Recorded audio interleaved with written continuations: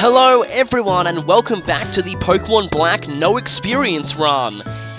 Where we last left things off before we got completely interrupted by X and Y, we had caught the legendary Pokemon Cobalion. Now, we're heading off towards, Pinwheel Forest, that's it, wow. I'm gonna have to refamiliarize myself with Unova because I am so used to the names of the areas in X and Y. Anyway, we're heading off to Pinwheel Forest to track down the next member of the Swords of Justice. So, hopefully they will be of help to us in the coming challenges ahead. Now first, let's check out Cobalion here. Has a rash nature apparently, which is actually really ironic considering that it's supposed to be the calm one of the trio. But anyway, very good on the physical defense side, pretty good defensive typing, but has fairly bad special defense, so you gotta watch out for that. Even more so with the rash nature, yeah. So I might need to put some special moves on this one, like Focus Blast, maybe Flash Cannon if I have access to it. I don't even know. What I do know is Helping Hand is going to be useless, so I want to get rid of that as soon as I possibly can. Anyway, wow, a lot has happened since I left off, but I am thankful that I kind of got to leave off for X and Y relatively late in the game. I wouldn't have wanted to stop this halfway through, so for those of you who are just joining in for this, basically, I am playing through Pokemon Black version, but with the anti-piracy measures still in place. The anti-piracy measures prevent your Pokemon from gaining experience points in battle, which means that basically, I am stuck with my Pokemon at whatever level that I catch them. So, pretty much, outside of rare candies, and they are a very limited resource, and see what I'm doing here? I am getting rid of Helping Hand because for False Swipe, because that's going to be helpful. Yes, we're going to use one member of the Swords of Justice to help recruit the rest, seems kind of fitting. So, anyway, yeah, and like I was saying, I want to get rid of Helping Hand as soon as possible. Now, yes, you'll probably notice that this is post-commentary, unlike X and Y. So, I have already recorded this run all the way up to the end. Like, I have actually beaten the game already. I just need to commentate on everything. So, yeah. So, you can look forward to the Pokemon League and the final battles, which, trust me, are a lot harder than anything else in the game. So, seriously, I am using legendaries here. Yeah, I pretty much need to. 42 is basically the highest level I have access to, period, before the Elite Four, and the Elite Four all go up to 50. That's not even talking about the champion and the like, so yeah, this is going to be a bit of a problem. So again, legendaries, oh man, I love the black and white bike theme. Probably, yeah, X and Y's bike theme is amazing too, only just behind it. Now, again, a few of these trainers I may have skipped on my first run through the area, but you might notice the old man who used to be so rudely blocking the way here is now gone. We actually have access to some dark grass here that would have been really good if we actually had access to this earlier, because again, for those of you just joining, when you're doing a run like this, you want to catch your Pokemon in dark grass, because dark grass gives you Pokemon at higher levels than regular grass does. So, and you need those levels, because your Pokemon will be stuck at whatever level you catch them. And I think that item, Find a Response, is going off in the water. Almost definitely going off in the water. Or here, oh, there it is, okay.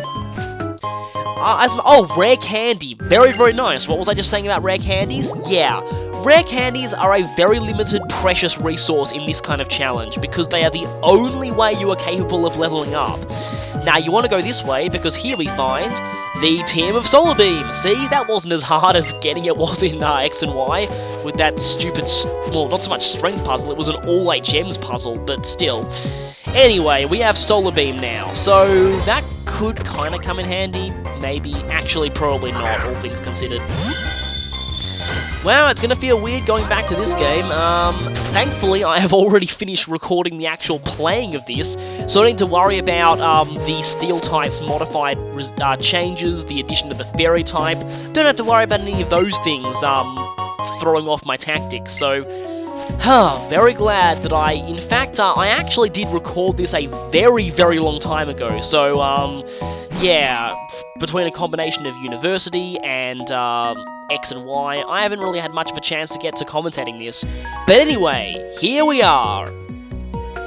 Here we are in Rumination Field, ready to challenge Virizion, the second member of the Swords of Justice. Now, funnily enough, the main thing that actually inspired me to get back into doing this is that I just watched the Swords of Justice movie just then, so I'm feeling really psyched to go and commentate on these battles.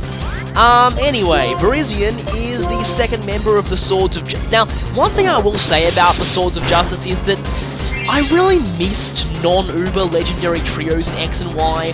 I really think that 5th Gen had some of the best legendaries in... I'm sorry, I'll just take some time to laugh at that.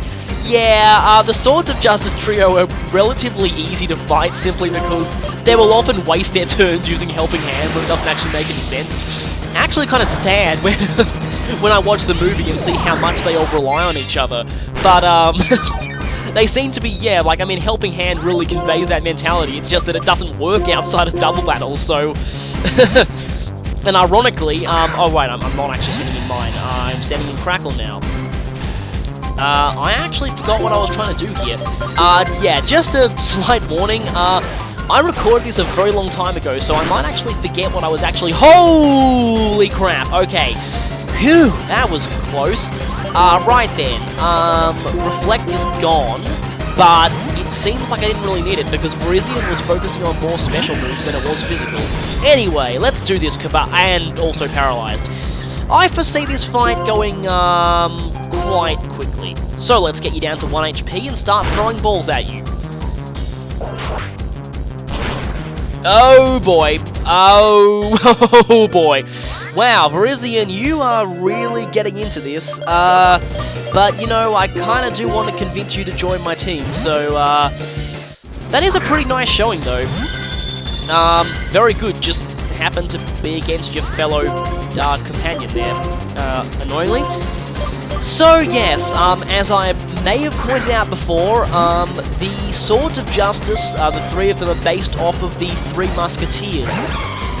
Virizion is based off Aramez, the generally seen as most feminine member of the group, even though, of course, Aramez is actually male, despite the fact that most Pokemon adaptations seem to give Virizion a feminine voice. They also seem to call it Virizion, despite the fact that I actually think Virizion or Virizion is the correct pronunciation, just why I'm saying Cobalion, not Cobalion, simply because, funny thing is, most people... Oh, and I just caught it anyway. Funny thing is, most people seem to take the anime's pronunciations as canon. I'm the opposite. I actually discount just about any pronunciation that's in the anime.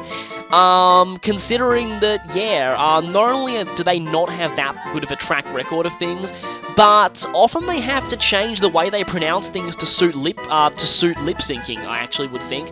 But anyway, I think Virizion and Cobalion, I know Cobalion from Cobalt is probably the way you're meant to say it, but anyway, that's how I've always said them anyway. So, we have got ourselves Virizion, and as I was saying, yes, despite the fact that it's usually depicted with a feminine voice in adaptations, it is genderless in the games, and is based off a male character from literature, so, yeah. But anyway, we'll be seeing the other members later, and wow, that name actually fits. Again, I like to think of... I'm giving these 3 more as actual titles rather than actual names. So, anyway... now that we've got that taken care of, our next stop is Mistralton City. Sadly, the final member of the Swords of Justice will have to wait until later, though thankfully, he is on the way to the Pokemon League, so we will actually be, well, I shouldn't say he, it's actually, genderless. Then, though I must say, I actually ended up liking his voice in the movie quite a lot. The thing is, I always pictured him being voiced by, Patrick Sates. I'm not sure how to pronounce that guy's name. The guy who voices Basilio in Fire Emblem Awakening, and, I believe Ragnar the Blood Edge in Blaze Blue. For some reason, I always pictured, Terrakion being voiced by that guy, but his voice in the anime movie actually did kind of work for me, although admittedly it was actually pretty similar. Still. Anyway, now that we have Thunder Wave, I just realized that for some strange reason Cobalion can actually learn Thunder Wave, and as a result, Cobalion is going to have to take over as catcher for the time being, and I probably don't want Focus Blast just yet. I will be putting Focus Blast on there for the tougher fights later on, but for the time being I don't exactly need it. Now I might need to go to the PC and check out Virizion, because though our next target is probably not going to be a good match for Virizion, of course, not that it's actually going to attack us very much. You'll see. Yes, our next... Oh, and I actually didn't look at Virizion. Anyway, yes, our next target... Remember ages ago when, I'm not sure if it was... When someone told us about, when someone told us about a strange storm that's been going on, and... Whoa! Speaking of a strange storm, here it is. Holy crap. And I actually kind of had to stop here for a bit, because... This storm, maybe find a wild Pokemon. Well, actually, this storm lowered my visibility so much, I basically wait for it to blow over before I actually continued. But anyway, yes, our next legendary target is on this route right here. Certainly giving you a lot of legendaries before the Pokemon League, and I will take all the help I can get, and I am stuck here because, sign's blocking my way forward, the railing is blocking my way to the side, so I'm actually trapped here, so I'll have to wait the storm out for a... Never mind, found another wild Pokemon. Hey, it's Carlos Route 13 all over again. No, I don't even want to think about Carlos Route 13 anymore. Ugh. Anyway. Yeah, forgive me if I'm speaking kind of fast, it's just there's a lot I want to get through here. So I guess I should start my next thing now. For those of you who are concerned with... Holy crap, okay, that's bad. Okay, good, I found the rally. Okay. Right then. I'm gonna stop right here. Annoyingly, I ended up pausing the video a little too late. Yeah, that's annoying. But anyway, I need to point this out. For those of you who are playing the original Black and White and are considering soft resetting for good IVs and nature on this particular legendary that we're going after, I must strongly advise you to save before this happens. This moment here, once you cross the railing and get interrupted by this cutscene that happens on autopilot, the moment this cutscene happens, your roaming legendaries, IVs, and nature are set and will not change.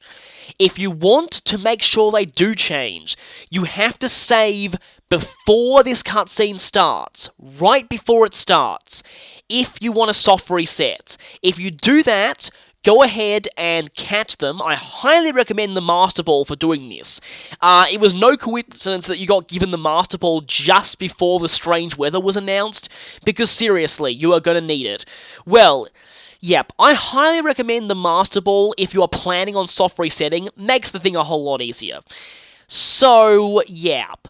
What you want to do if you want a soft reset for this thing, save before this cutscene.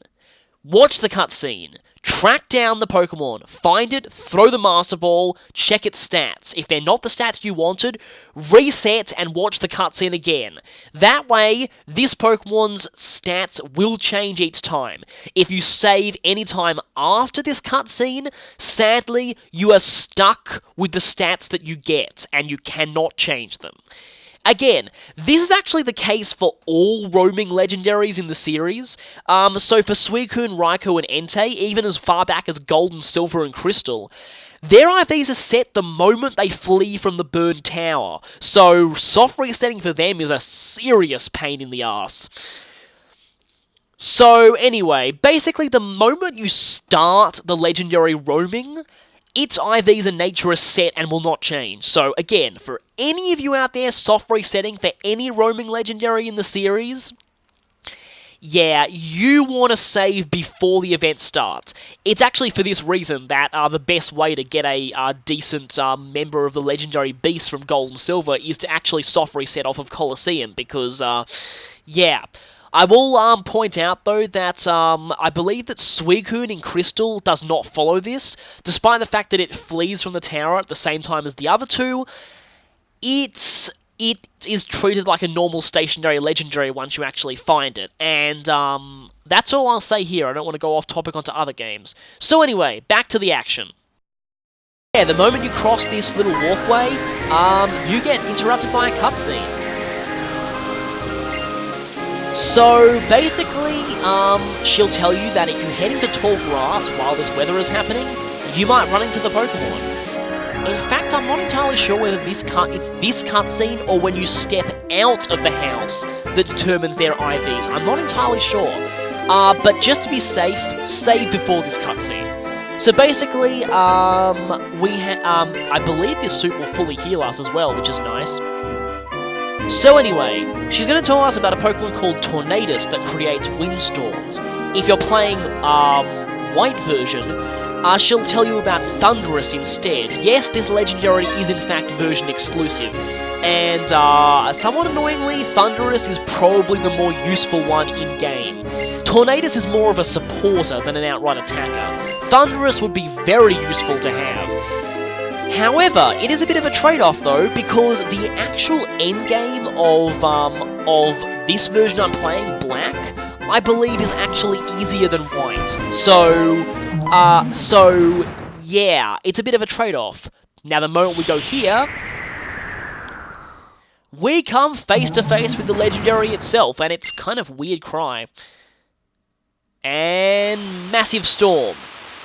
Now, so I think that's supposed to be the player character's thoughts, which is actually pretty rare you hear them in the series. I mean, we heard them earlier on in Dragon Spiral Tower, but interesting.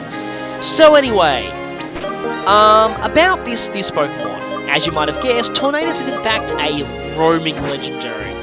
Roaming legendaries are something that are not really looked on that fondly in the series. Normally, you'd be able to track the roaming legendary with your Pokedex. So, let's go ahead and open it up and see if we can find Tornadus. So, we press the area button and nothing. Unfortunately, Tornadus cannot be tracked with the Pokedex. You can listen to its cry though all you want, in all its kind of weird glory. Don't know why I actually did this, but anyway, that's past me's problem. So, anyway, your Pokedex can't track this thing. You're probably thinking, no! Actually though, Tornadus and Thunderous are much easier to deal with than most roamers earlier in the series, though I will admit, I am very glad that X and Y kind of got rid of roamers, or at least, they made them a lot simpler. They made it so that you actually basically have to, you chase them all over the world, but they do appear in one location in the end. However, here is how you track them. Watch these bulletin boards in gates. They will tell you that there is a very strong storm on a certain route. That is the route you want to visit. Now once you're here, apparently there was a strong storm on Route 9. Apparently, but it doesn't seem to be here yet. If that's the case, simply enter the gate and exit it again. Yep, the thing definitely says Route 9. Now we head out, and no storm. The storm may take a few attempts for it to actually appear. And you might notice here that I go into the grass and find myself not Tornadus. Tornadus will not appear unless you can see the storm. Believe me, you will know when Tornadus is on the same route as you. You'll know, trust me. So anyway, doesn't look like anything's actually happening at the moment. Let's see what happens if I enter and exit out of this gate. And yep, here we go. Here is the storm. See how I told you that you'd know if Tornadus was on your route? And anyway, now all that's left is to find it. Now, again, you will know if you've run into Tornadus in the grass. Trust me. You will know. Believe me. You'll see. But you don't need to worry, no matter how many other Pokemon you find on the route, Tornadus is not going to go away until you actually encounter it. And again, you will know when you encounter it, trust me. So, after a couple of encounters with sentient landfills, like I said, sentient landfills are far beneath Cavalion, so let's just keep searching. Yep, there we go, I told you you'd know. That means you have located the main man himself, literally, because for some reason Tornadus actually does have gender, and it is in fact always male. Same with the others. Kind of, you know, it's not quite as weird as Heatran actually having randomized gender, despite that affecting nothing but attract. But anyway, what we want to do is we want to take our time to Thunder Wave this thing.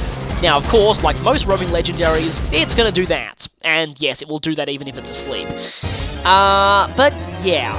Now, you also don't need to worry about it roaring, because that was a really big thing with the legendary beasts before. Unfortunately, you do not need to worry about that. There's nothing much you have to worry about, save for accidentally knocking it out. Now, again, like all roaming legendaries, Tornadus will keep any damage and status that it has received between battles, and Tornadus is certainly cooperating. He's still on Route 9, so guess I better... Again, you need to basically just go in and out, in and out, in and out, and go back in, and hey, you were more cooperative that time. You appeared on the first go. Technically speaking, you can use, get a Pokemon that's level, like, 40 or 39 and use a Repel to keep away everything that isn't Tornadus. But, you know what, it actually has such a high encounter rate anyway that it's probably fine. Now, hopefully, Iron Head is going to do reasonably enough. And yes, flinching won't stop it from fleeing, I don't think, so, yeah. But anyway, I just noticed that Cavalion can kind of pull off a pseudo-para-flinch strategy. Tornadus is actually, that strange weather is being a lot more cooperative. Now, I will point out that apparently Tornadus and Thundurus do frequent certain routes more on certain times of day. It's currently night, and okay, for all of those just joining this run, the vast majority of this game will take place at night. I recorded this at a time when my uni schedule meant that I basically could not play the game at any time other than like midnight, so yeah, most of the footage of this game will be taking place at night, just saying. Which I find kind of annoying, because Unova is actually quite a colourful world, but it looks very bland at night, I find, and it kind of takes a bit of the atmosphere out of the game. Unova maybe, well, I like Johto as well. It's one of my favourite regions. I still think Kalos is my favourite region currently, but Unova is definitely up there. Anyway, oh, okay, there you are. I was about to wonder where you were. Anyway, so Tornadus is back. Yeah, I know. I guess this time gives me, you know, enough time to go over things, so I'm kind of glad for this. But anyway, like normally I would just cut when I actually catch it, but hey, there's quite a lot I need to talk about. In fact, something I only just realized about. Holy crap! What is it with Sacred Sword and critting? Are you trying to be Fire Emblem Swordmasters? I mean, non-awakening Fire Emblem Swordmasters, because Swordmasters sucked in that game. Anyway, you are not Tornadus, go away. So, like I was saying, something very, very interesting about Tornadus that I will point out that does make it certainly a little bit more unique than Thundurus. Tornadus is the first ever in the series, and did the rain just go away? Okay, that's odd. Okay, I think sometimes the rain will go away, but if you just keep exiting and re-entering the route, it will eventually come back. Now, like I was saying, there is something very interesting about Tornadus that you will realise the moment... Okay, see, the rain came back. And, Tornadus is back, so hey, perfect timing. Something very interesting about Tornadus. I will probably false swipe it once, just for good measure, and it may take me a few attempts to actually catch this thing, because I only get one shot at it every time before it actually flees. So, down to one, and fled. Now we have Tornadus paralysed and on 1 HP. This means that our only option, like, all we have left to do is keep spamming balls at it until it finally decides to give up. And this is gonna get a bit annoying because, okay, basically, quick balls are your best option here. It will always be you basically don't get any turns against Tornadus apart from the first turn, and quick balls have 4 times catch modifier on the first turn, so you want to use them. Dust balls would give 3.5 because we're at night, but that doesn't really matter because quick balls are better, and the decrease in catch rate on quick balls after the first turn doesn't actually matter at all because we'll never see past the first turn with Tornadus. Yeah, oh wow, I really don't have very many time of quick balls, I mean, so I really hope I can get this in 5. Attempt 1. And I didn't need it. Attempt 1 succeeded. Great. And this is a perfect segue into the thing I was actually going to talk about Tornadus until I interrupted myself. As you can see there, Tornadus is pure flying type. Tornadus is the first ever pure flying type in the series. Flying Plate Arceus does not count. Oh, by the way, as the nickname I give this thing, it's a bit of a very obscure in-joke from another game. So, I'll probably end up having to explain this reference at some point, but for the time being, welcome to the team, Gao. Anyway, Tornadus is in fact the first ever pure flying type in the entire series, again, discounting Flying Plate Arceus. And that leads to a few quite interesting things. Previously, there was never a pure flying type. In Gen 4, a lot of people suspected that Chatot was going to be pure flying. Turns out it wasn't, it was just normal flying. And speaking of normal flying, being a pure flying type is actually quite interesting when you think about one thing. What happens when a pure flying type Pokemon uses Roost? Roost temporarily removes your flying type for a turn. Does that mean that when a pure flying type uses Roost, that Modest, I had actually forgotten about that, but that is a nice, very nice nature. I have a feeling Gao is going to be a very helpful member of the team. It also has the Prankster ability. Unfortunately, it is currently stuck with Air Cutter. However, it is only a few rare candies off of learning a better flying move, so I'll keep that. Now, Virizion here happens to have an adamant nature. Virizion has equal stats in both attack and special attacks, so the nature doesn't really matter. I could have equally gone physical or special. The problem with Virizion is that I would have liked more powerful Giga Drains. Yeah, sadly, that's not really going to be happening, but doesn't really matter. So anyway, like I was saying, what happens when a pure flying type uses Roost? Does it become question mark type? Well, to know. In 4th gen, this was true, however, I don't believe there was any way to actually get Roost onto a pure flying type without Mimic or hacking, so it didn't really matter that much at all. In 5th gen and beyond, however, they completely phased out the question mark type, and in order to do so, something very interesting happens. If a pure flying type, i.e. Tornadus, uses Roost, which it can learn by the way, it becomes a pure normal type until the end of the turn. This is something to watch out for, because it means that Tornadus, who used to be resistant to fighting, becomes weak to it. Very interesting, that. But anyway, I'll see you all next time, when we finally head out towards the Pokemon League.